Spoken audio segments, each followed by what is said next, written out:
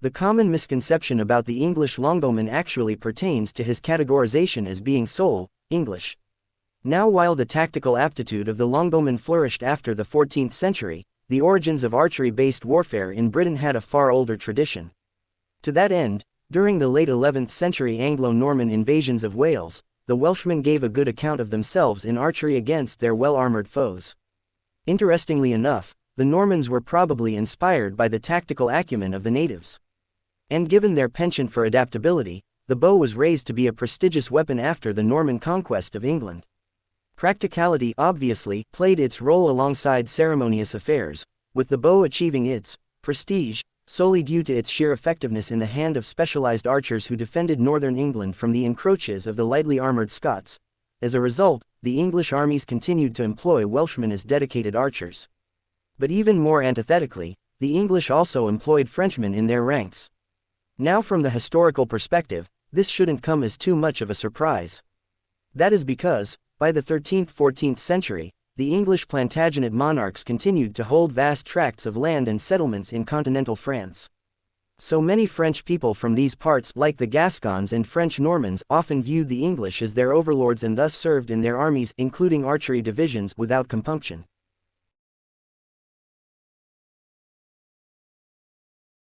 According to historian Clive Bartlett, the English armies of the 14th century, including the longbowmen, mainly comprised the levy and the so-called indentured retinue. The latter category entailed a sort of contract between the king and his nobles that allowed the monarch to call upon the retainers of the noblemen for purposes of wars, especially overseas.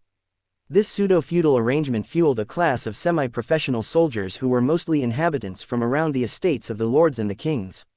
And among these retainers, the most skilled were the longbowmen of the household. The archers from the king's own household were termed the yeomen of the crown, and they were rightly considered the elite even among the experienced archers. The other retainers came from the neighborhoods of the great estates, usually consisting of followers, if not residents, of the lord's household. Interestingly enough, many of them served the same purpose and received similar benefits as household retainers. There was also a third category of the retainer longbowmen, and this group pertained to men who were hired for specific military duties, including garrisoning and defending overseas French towns. Unfortunately, in spite of their professional status, these hired retainers often turned to banditry, since official payments were not always delivered on time. Oddly enough, in the early 14th century, both the levied archers and the retainers were paid the same amount of 3 pence a day in both England and France, in spite of their presumed difference in skill levels. However, by the 15th century, there were many changes in the military laws, with a notable one relating to how the raised levies could only serve in the domestic arenas, like England and, in some cases, Scotland. On the other hand, the retainer English longbowmen groups bore the brunt of the fighting in overseas France, thus endowing them with a professional character. Their improved pay scale also reflected such a change, with the new figure being 6 pence a day, adding up to around £9 per year. In a practical scope, the number actually came down to around £5 per year, and for comparison's sake, a medieval knight required around £40 per year to support himself and his panoply. Naturally, it begs the question, why did the retainer longbowmen agree to their indentured contracts, in spite of such low wages? Well, like in the case of the Mongols, the monetary benefit didn't come from wages, but rather from various perks. For example, some household retainers were paid yearly annuities by their lords, and these sums frequently went into double figures. Others were gifted houses and monetary bonuses. And lastly, there was the age-old attraction towards plunder and ransoms. Regarding the latter, high-ranking prisoners of war were immediately handed over to the captain, and consequently, the longbowman was paid a healthy reward. While in cases of low-ranking victims, the captor could directly demand his ransom. The resultant money, if paid, was then distributed in accordance with some set rules. 2/3 of the sum could be taken by the captor, the longbowman, while the remaining 1/3 was divided among the captain, his superior commander, and ultimately the king.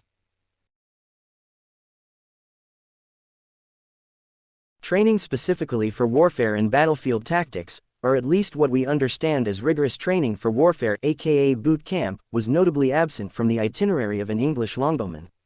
So why was the longbowman considered potent, especially in the latter half of the 14th century? Well, The answer lies in their skill level, rather than their physical aptitude for battles. Simply put, there was a tradition of archery among both the retainer and levied folks, with skill sets passed down through generations. So while most of them didn't train specifically for battle scenarios, they did practice their archery skills for recreational and hunting pursuits. In fact, some English monarchs banked on this exclusivity of longbow-based archery skills that gave their armies an edge over other contemporary European forces, usually comprising crossbowmen, so much so that numerous statutes were passed that obligated many retainers to practice their archery on Sundays.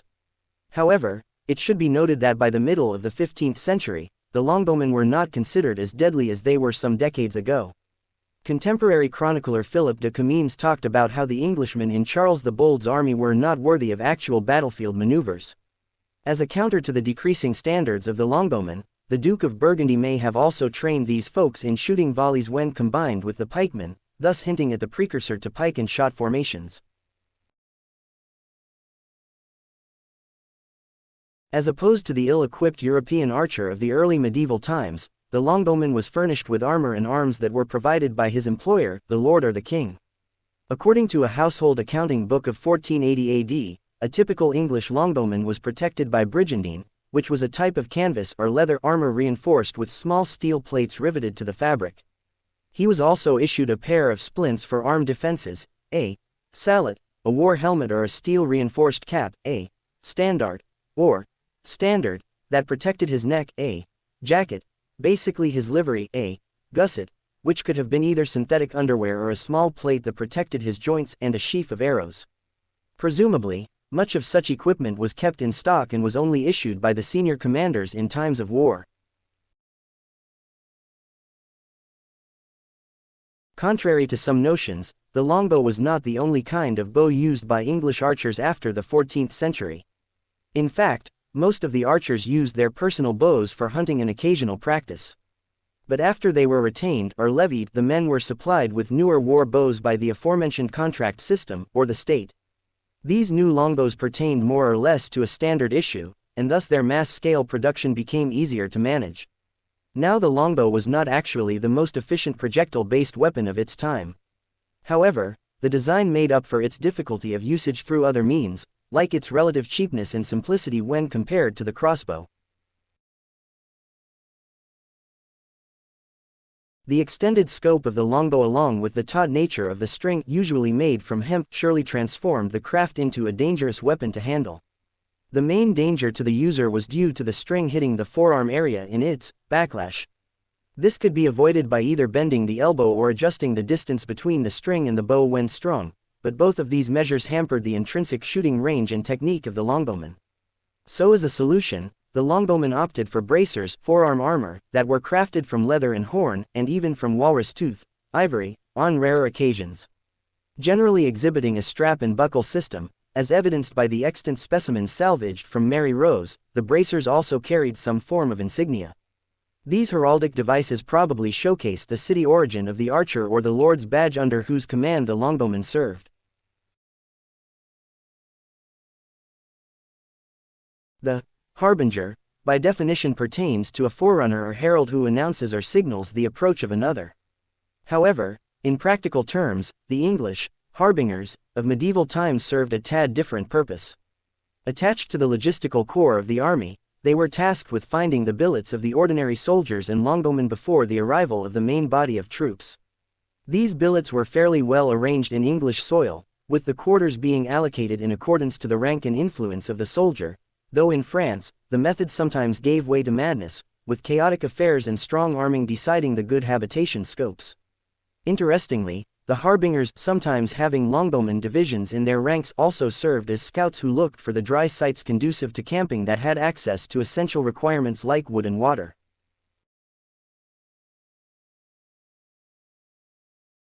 In many ways, this renowned engagement from the 100 Years' War demonstrated the superiority of tactics, topography, and disciplined archers over just heavy armor, factors that were obviously rare during the first decades of the 15th century.